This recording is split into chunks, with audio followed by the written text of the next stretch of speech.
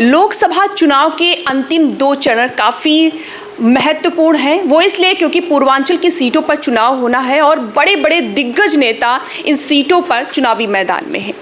लेकिन ये अंतिम चरण में पार्टियों की अभी क्या तैयारियां हैं और क्या माहौल देखने को मिल रहा है, क्योंकि चौथे चरण के बाद माहौल बदला हुआ नजर आ रहा है। तो बात करने के लिए हमारे साथ बीजेपी के प्रवक्ता अवनीश जी हैं। बात करते हैं। सर, क्या लगता है चौथे चरण के बाद माहौल बदला हुआ नजर आ रहा है, क्या कहना चाहेंगे सर? देखिए, माहौल पहले चरण से एक सा है। लोगों का नज़रिया किसी का बदल गया हो तो अलग है, परंतु पहले दिन से ही, पहले चरण से भारतीय जनता पार्टी के पक्ष में लहर है, माननीय नरेंद्र मोदी जी के पक्ष में लहर है। और जो 400 पार फिर एक बार मोदी सरकार का जो नारा लेके चल रही है, जनता उसको समर्थन दे रही है।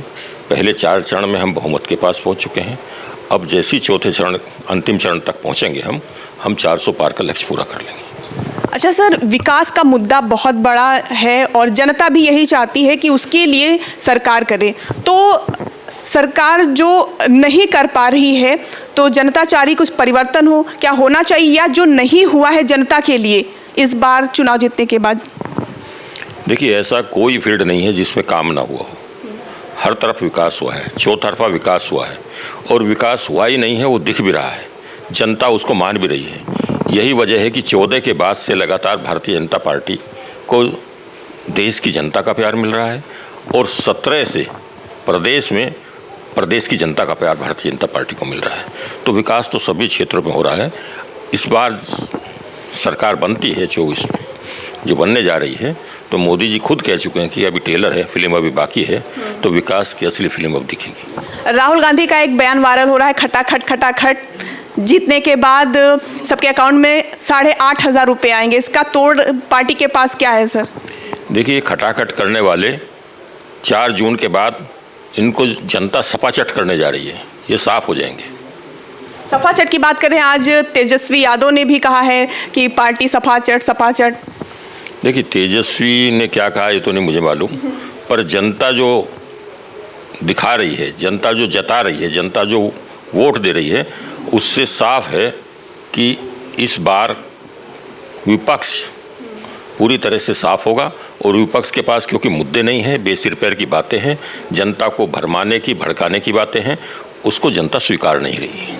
अच्छा सर, नहीं लगता है कि राहुल गांधी कुछ अलग ही कदम बढ़ा रहे हैं, कुछ आगे कदम बढ़ा रहे हैं? क्योंकि उन्होंने कहा है कि 8,500 रुपये देंगे और प्लस 5 किलो राशन की जगह 10 किलो राशन की बात करें, तो अब जनता कहीं ना कहीं देख रही है चीज़ें कि हमको 10 किलो राशन मिलने वाला है। तो कहीं ऐसा तो नहीं है कि वोट जो बैंकर्स हैं वो कट जाएंगे?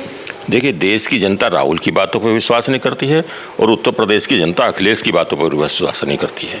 दोनों लड़कों की जोड़ी है, दोनों की फिल्म पहले पिट चुकी है, इस बार फिर पिटने जा रही है। ऐसा लगता है सर?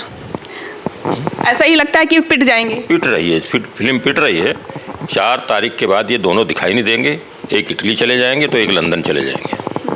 सर, क्या मतलब जो इंडिया गठबंधन है और एनडीए दोनों अपनी अपनी जीत का दावा कर रहे हैं, लेकिन जनता क्या देख रही है और जनता क्या करेगी, वो क्या पार्टी को लगता है कि इस बार फिर से वो जनता जिताएगी? देखिए, जनता को जो लग रहा है वो दिख रहा है। मैंने बताया ना कि 14 के बाद से माननीय नरेंद्र मोदी जी ने देश की राजनीति का मिजाज बदल दिया है। अब लोग विकास की बातें करते हैं, अब परिवारवाद की बातों को पीछे छोड़ रहे हैं, अब लोग विरासत की बात कर रहे हैं और देश के स्वाभिमान की बातें कर रहे हैं। तो जो पार्टी इनको दे रही है, जनता उन्हें प्यार कर रही है।